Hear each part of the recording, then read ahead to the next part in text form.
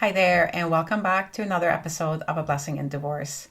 Today, I want to talk to you about your tribe, your people, your village, how important it is to have people who are there with you as you're going through this, to not feel alone, and to fill the gaps that are created by the people who are leaving your life with new people.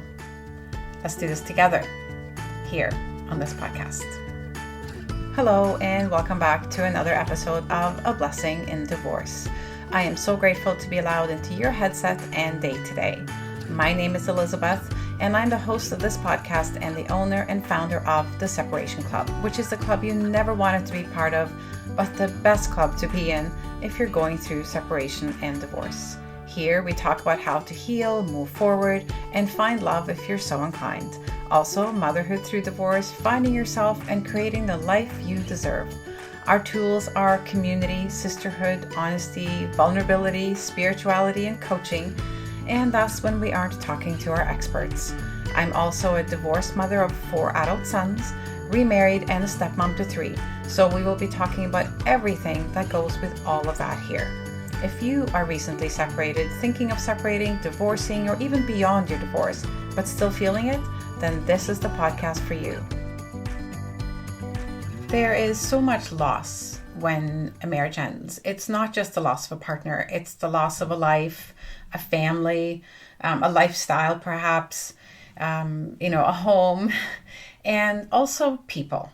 Often, even though you might be able to maintain a friendly relationship with your soon-to-be ex or ex's family, it's not going to be quite the same.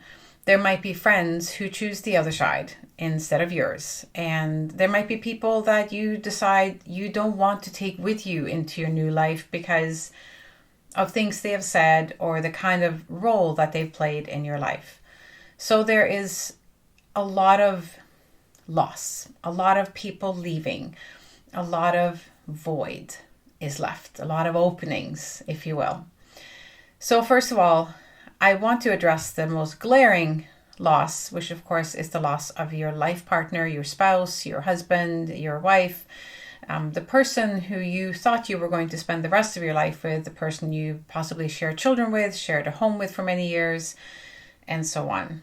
And I think the first thing we need to get our head around is that the void that's left by this person not being in your life anymore can be filled by other people, not just by a new romantic partner. And I think that's a really important thing to recognize and accept and allow for. Because I think what often happens is this person leaves and of course there's a void. And by the way, whether you're the one who decided to end this marriage or the other person was, the loss is felt no matter what. If you're the one who decided to end it, you might have been feeling this loss for a really long time because you've been thinking about it. You're already feeling that emotional distance. You've already gone through the letting go of your heart, so to speak, for this person. So the loss might already be really very real for you. But regardless, that's the one that'll probably leave the biggest void right away. And what often happens is people rush into something new just to fill it. Or they feel so heartbroken and so lonely because that person isn't there anymore. And by that person, I don't mean just that specific person that you've been married to. I mean that role is not filled.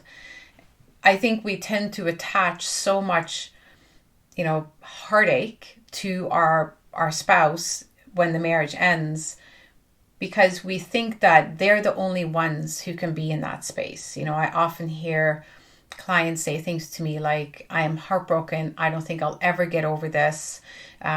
This person was the love of my life. I will never love anyone else like that again.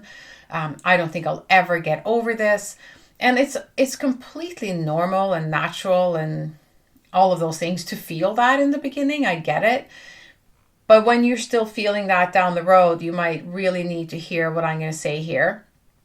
And even if this is early days for you, this can be hopeful for you to hear this. So what I really recommend to people is that they find their people. You might be in the situation as well where maybe you and your your partner had left where you used to live, left friends and family, and moved somewhere more isolated, or at least isolated from the people that have been in your life because of work or something like that. And so you might suddenly find yourself in a city that you don't know a lot of people, and where you just really feel alone without your family. They might be really far away or in a different country even. So things like that can make it feel even worse. But here's what I want to emphasize and talk about today is the importance of creating this new community for yourself and filling these spots with new people. And it can be like, it again, don't focus on the romantic partner. Focus on people of value to you. Focus on getting out among people. Focus on the people you do have in your life. If you're living in a place where you have your family around, you have friends around, let them fill those spots. Let them be a bigger presence in your life so that you can feel the fullness of what you have instead of the void of what you don't. I will talk more about where you can meet those people and give you some ideas a little bit later in the show.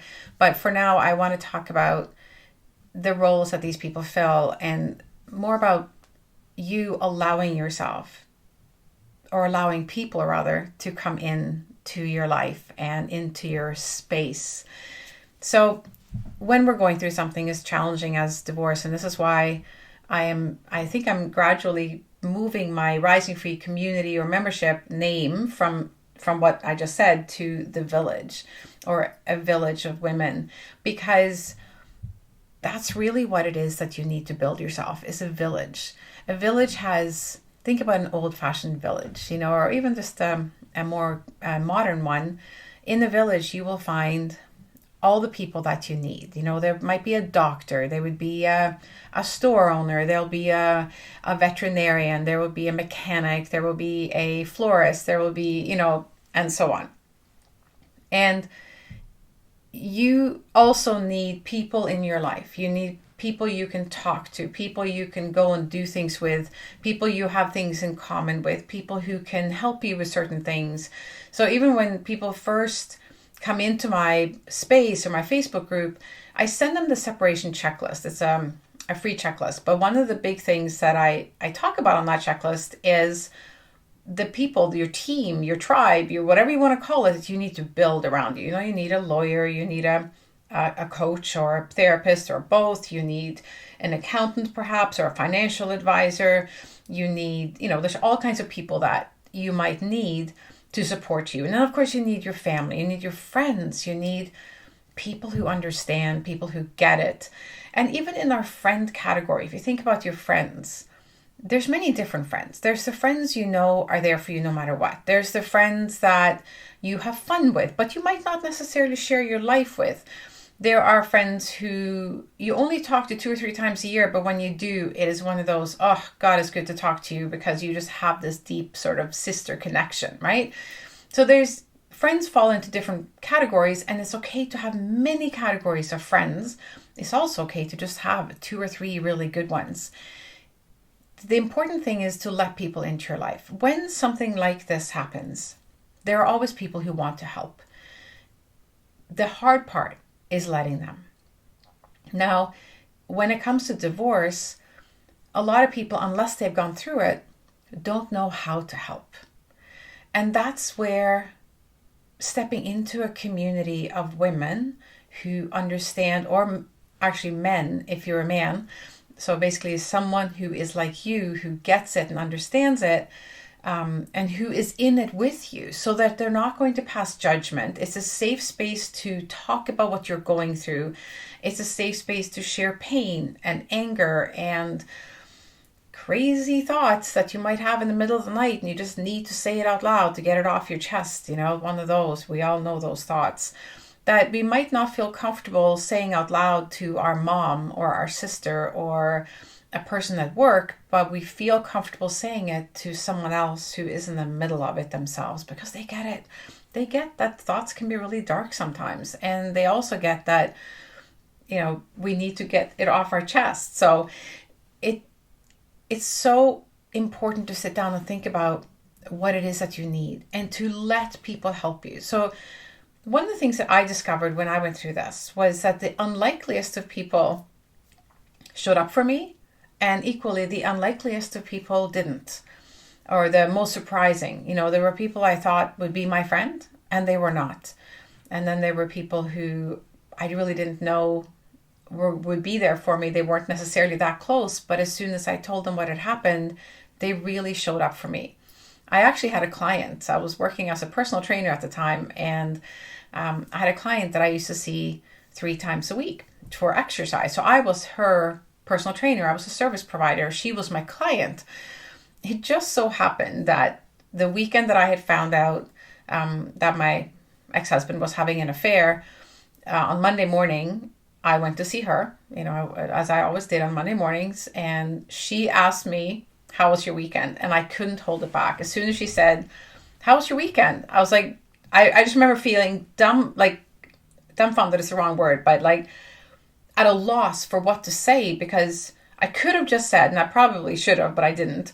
I could have just said, oh, it was fine, and said nothing. But that was a lie. I had the most horrible weekend that I could remember in my life practically. And so I wasn't able to get those words out like, I'm fine, or it was good. So I think I said something like, I was at the cottage. And then I think the look on my face betrayed me. Right away she asked, are you okay? And then I just fell apart and I told her everything. So she immediately said, like, that's it. We're going to stop the session. I'm like, no. This is your session. She's like, no, we're going out for coffee. So we left and we went for coffee, and she let me cry and talk to her. And one of the reasons it was so comforting to talk to her is that she didn't know anybody in my married life. She'd never met him. She'd never met my kids. She'd never met my family or his family.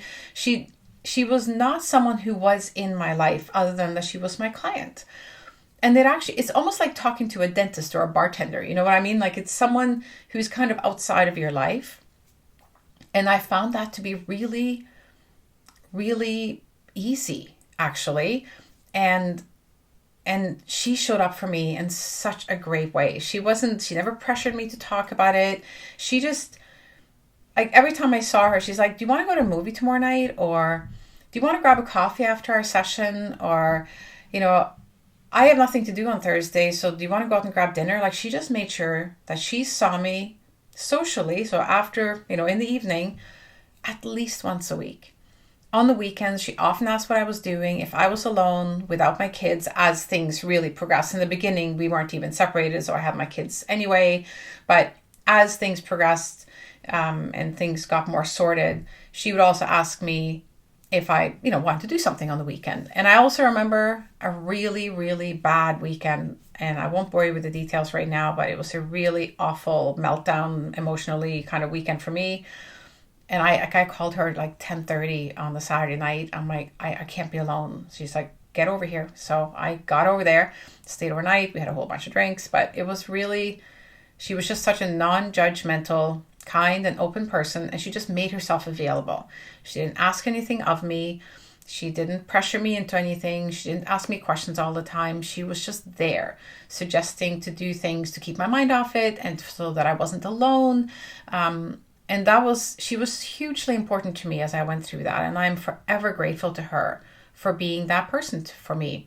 She's actually not in my life anymore. I don't see her anymore. We live in different cities now. She's moved on. And nothing bad happened. It just, our time together came to an end for, again, a number of different reasons. But I'm still so grateful, and I will always remember what she did for me during that time.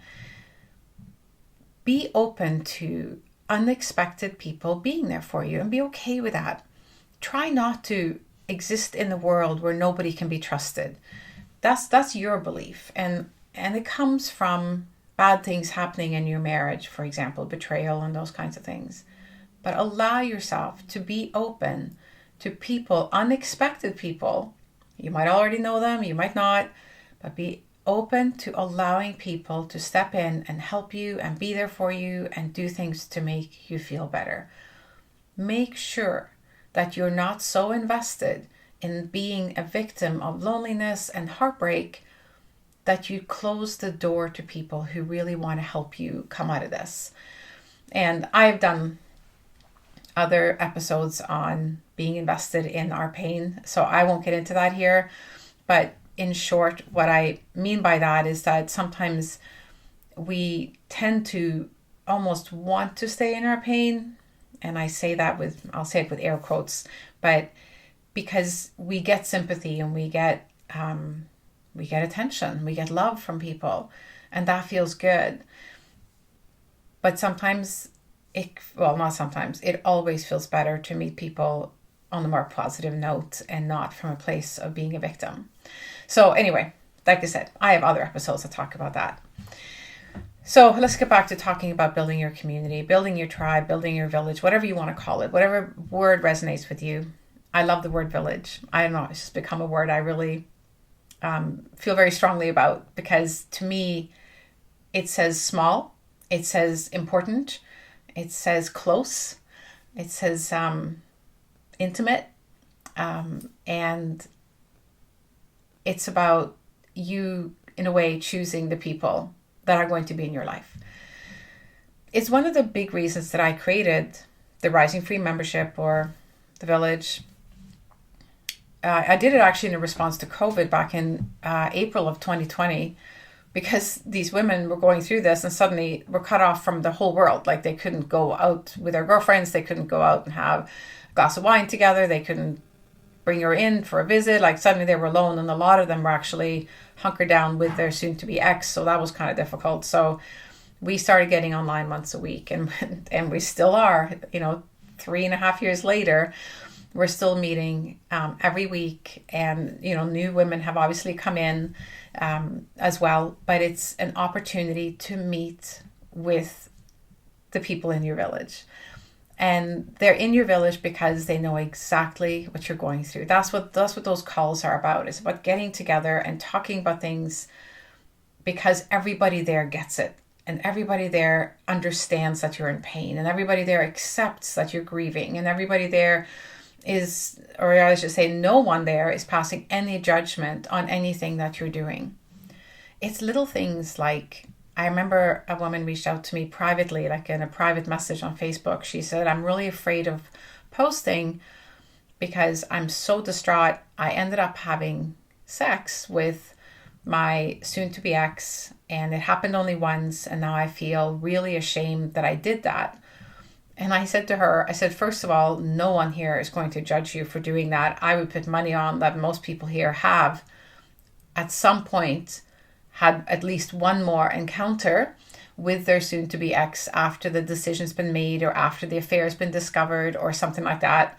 It's normal. These things happen. No one is passing judgment. If you need support, you need to lean on someone. Go to people that you know will not judge you, people you can be open with, people you can be honest with, people where you can just show who you are and be who you are. Because let's face it, when you're going through something this hard, it's really hard to put a lid on who you are.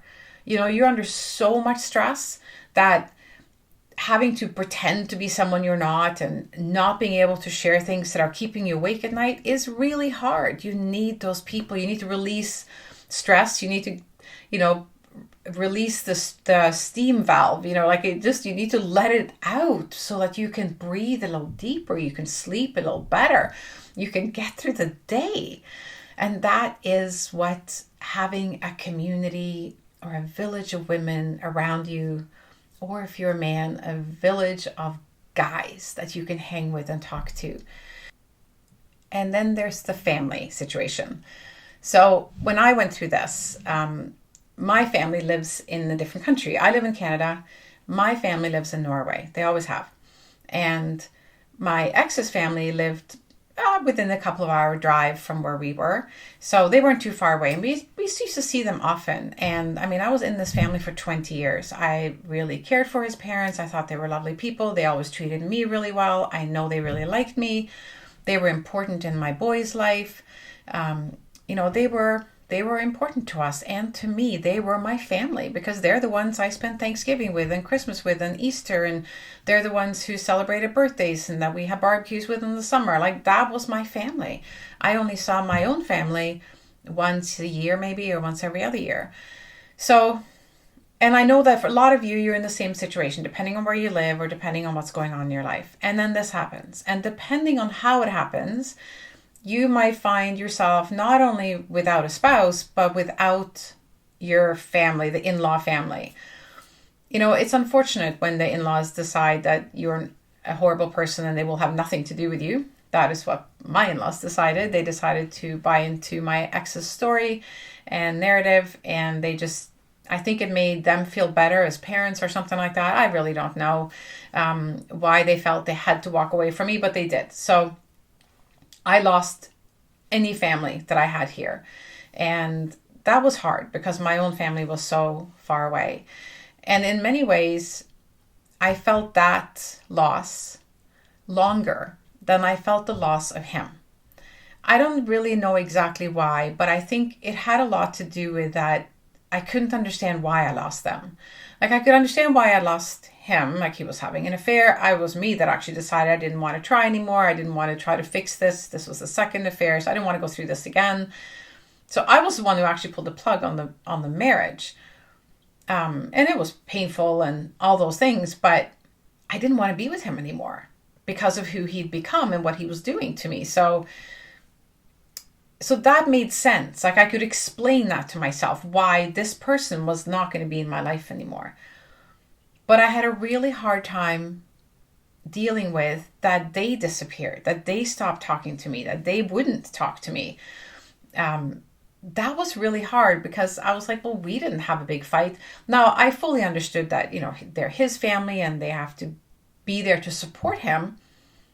I wasn't asking them to take my side. I wasn't asking them to share anything with me, like information about our divorce or what he was saying to me. It was just, I guess I just assumed wrongly that they would stay in my life somehow, that I would still have communication with them, even if it was just little stuff like them calling about the kids or inviting them to things that happened at the children's school.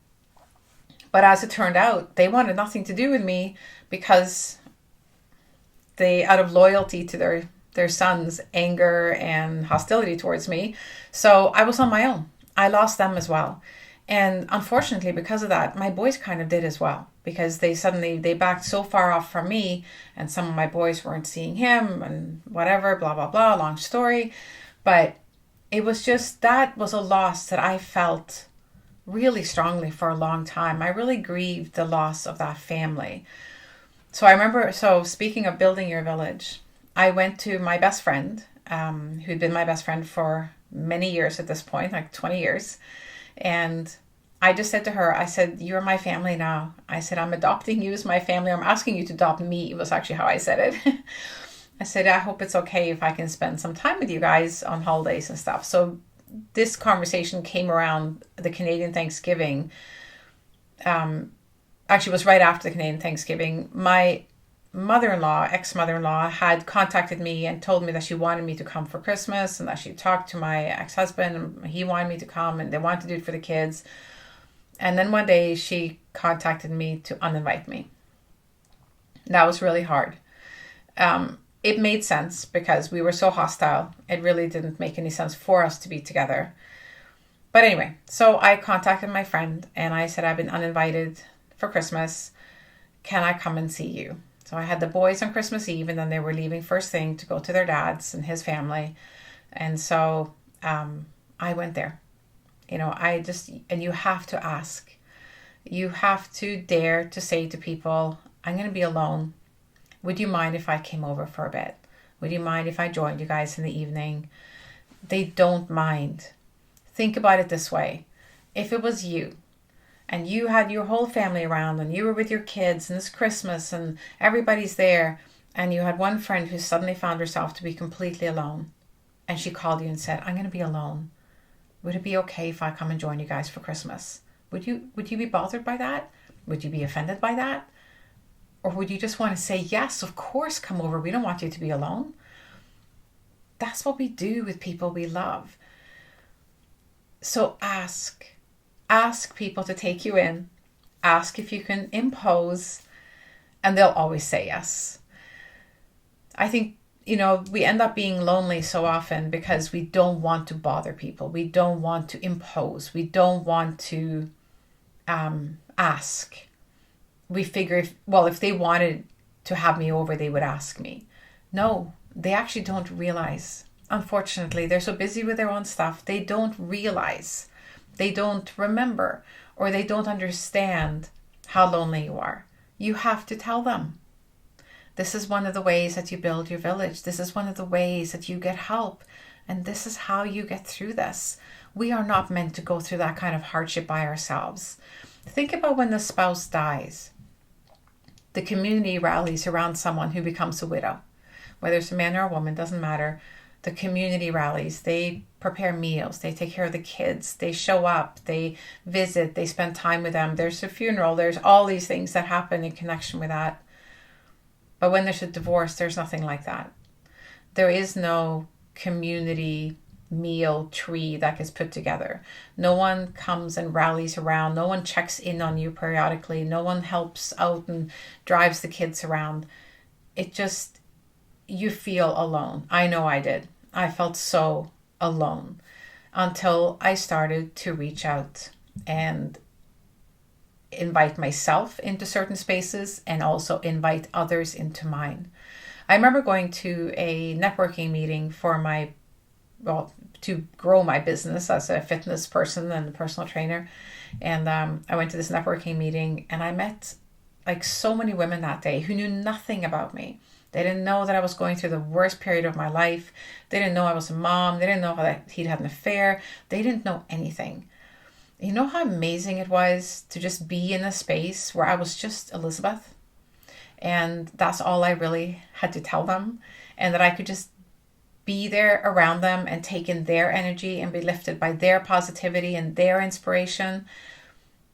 I remember that meeting so well. In fact, I joined that networking group and I started going every month because it was so meaningful for me to be around women who were not connected to my marriage, who didn't know me as someone's wife. They knew me as a business person who was in the business of fitness. And that was incredibly life-changing in a way for me at the time. I encourage you to find groups of people that you can spend time with, both in the space of divorce, so support groups, and communities, whether online or in person, that understand what you're going through so you can share that, but also to find new groups of people that are not connected to your marriage, that are not connected to your divorce, but that are connected to your new life. That's really, really important and positive. And you might be thinking, well, how do I do that? I have no idea. I don't know anyone, or I don't have a business, or whatever. Well, there's something called meetups, for example, online. I think it's called meetup.com or meetups.com.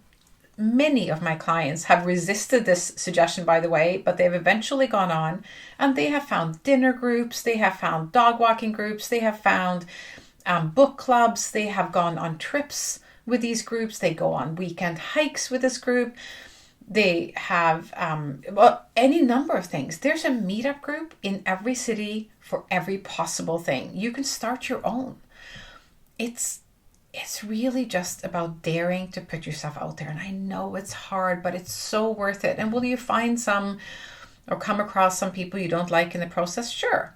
But maybe you'll meet someone through them.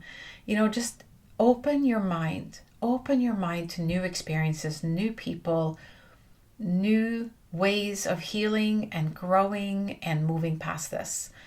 You have two choices when you go through this. You can choose to sit in the past, or you can choose to move forward. Everything else that you choose to do either fits into one of those two categories. So I'm sure you're thinking, well, of course I choose to move forward and feel better. But are you though? Think about the things that you do. Think about the things that you think about and say and talk about every single day.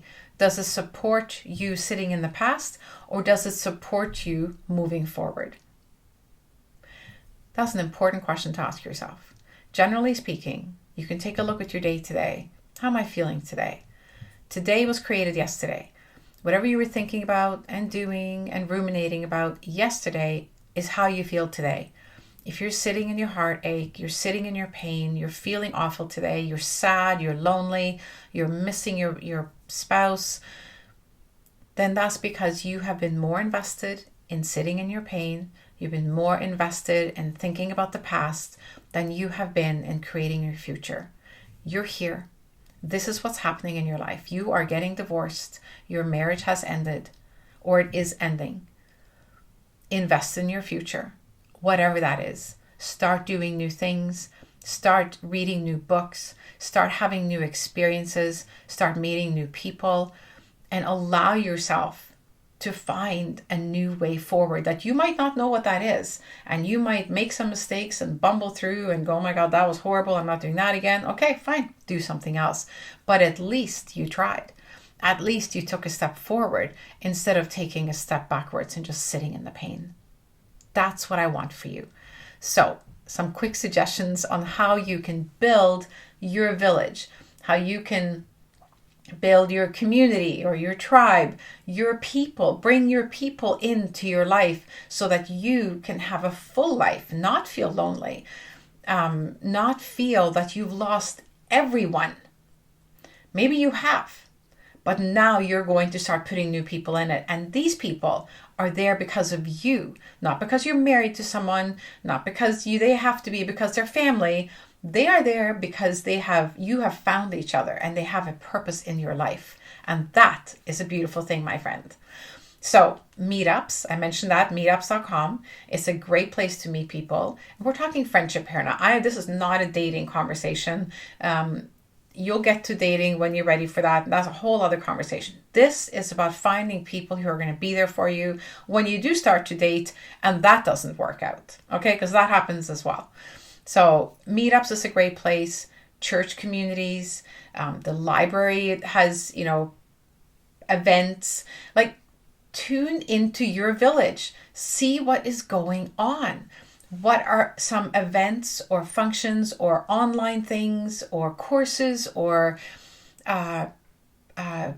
activities that are offered that you might be interested in? Try new things. I had one client who had walked into a cafe one day and saw that they were hiring, and she ended up taking the job just to be around people. She only worked part-time. I think it was a couple days a week or something, and I don't think she did it even very long, but at the time it was perfect for her because she just needed to have some reason to leave her house, to go somewhere else and be around people. It also showed her that she was hireable. Now she knew she could get a job if she wanted one. So these are the kinds of things that you can do for yourself. Pick up a hobby, but don't just pick up one you can do at home by yourself. Now go find other people who like to have the same hobby. Again, you can go to meetups or, I don't know, go online, find a Facebook group, but find your people, find your village and get involved with them. I have one more suggestion, and that is, of course, the Rising Free community. Last night, we had two new people on our call, and they were like, why didn't we know about this before? Well, let's face it, I'm just really not very good at talking about these things or promoting or selling, but they couldn't believe how wonderful it was to just sit and talk to other women who immediately understand how they were feeling. Other women where it was safe to just cry. It's okay to just sit and cry and not even be able to talk. It's about getting that virtual hug. And I know it's not the same as being in person. But you know what? It's still so valuable. It's still so incredible to meet these people. And the amazing thing has been, we have turned it into meeting in person. Because now that I run retreats, a lot of these women who've spent the last 2 to 3 years seeing each other weekly on Zoom have now met in person, either here at my retreats here in my home or in Costa Rica. We're going again in March. It's almost sold out. I'll put the link below. And we're going to Italy in June. Also put the link below. The spots are already filling up. But what I'm saying is There's something really incredible about meeting online every week and talking and sharing the most difficult time of your life, and not only getting support, by the way, but giving support. And then maybe one day you'll actually get to meet them and me in person, because I would love that. Okay, I have rambled on about this for a long time now, so I'm going to stop. But I hope that you have heard the overriding message here, which is there's no reason to do this alone.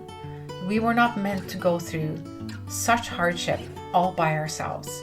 Just because you've lost your spouse, someone who maybe used to be your best friend, your soulmate, your partner in life, this person is not there for you anymore. You can fill that void with one other person, two other people, lots of people. You can fill that void with experiences that you choose.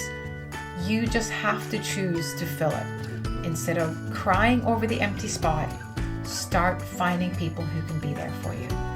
They're everywhere and they want to help. We are waiting for you. If you cannot find anything or anyone else, we have a spot for you, and we would really like to meet you, to get to know you, and to see you every week so we can heal and grow and rise together. That is what the Rising Free community, my village, is all about.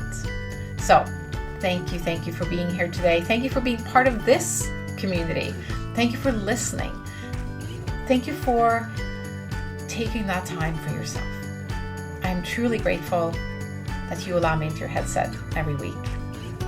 So until next week, I hope you have the most beautiful day, and I really hope to see you on one of our calls really soon. All the information will be below in the show notes. I'll talk to you then. Bye.